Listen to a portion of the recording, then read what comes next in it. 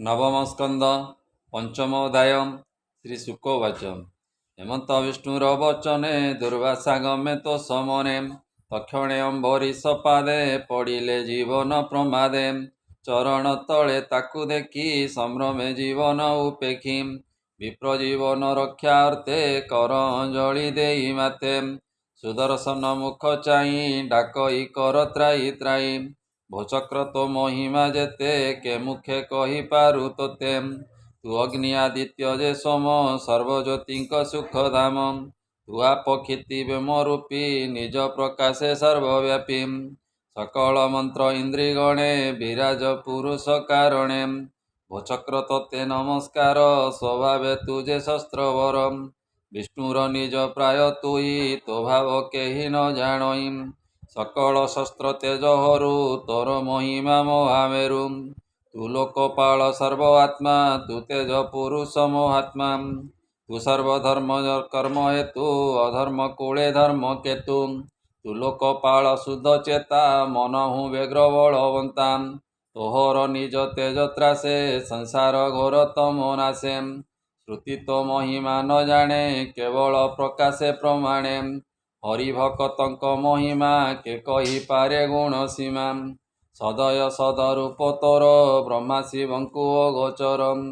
दानव बले भय करी तते सृजिले नर हरि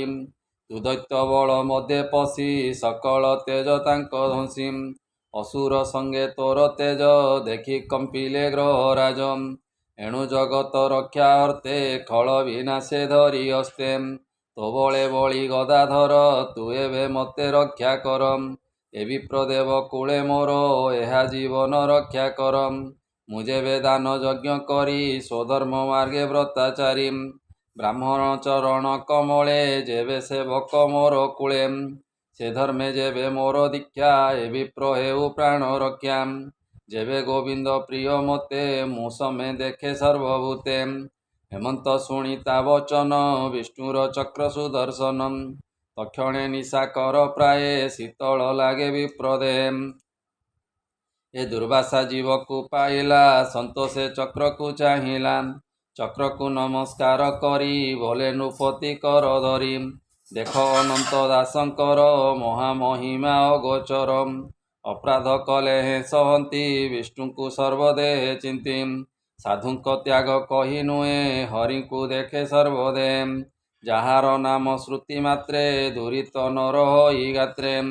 से तीर्थ पद दास जेते दुख नासंती ए जगते जेणु रखिलु मो जीवन तोर महिमा अति धन्यम हेमंत विप्र मुख शुणी कपाले देइबे नि पाणी बोले दुर्वासा मुख चाही हे विप्र मते कर त्राई ए तुझे अतिथि मोर कूले मिलिल जीवन विकले कारणा भये मुगुपते अपराध कली दुष्ट चिते से अपराध मन धर पारणा मोर गृहे कर हेमंत राजार वचने पारणा कले तो समने कल्याण करी अम्बरीशे अनेक मनर हरसे तक्षणे शून्य मार्गे गले ब्रह्मार भुवने मिलिले कहिले अम्बरीश वाणी ब्रह्मा सहिते था शुणी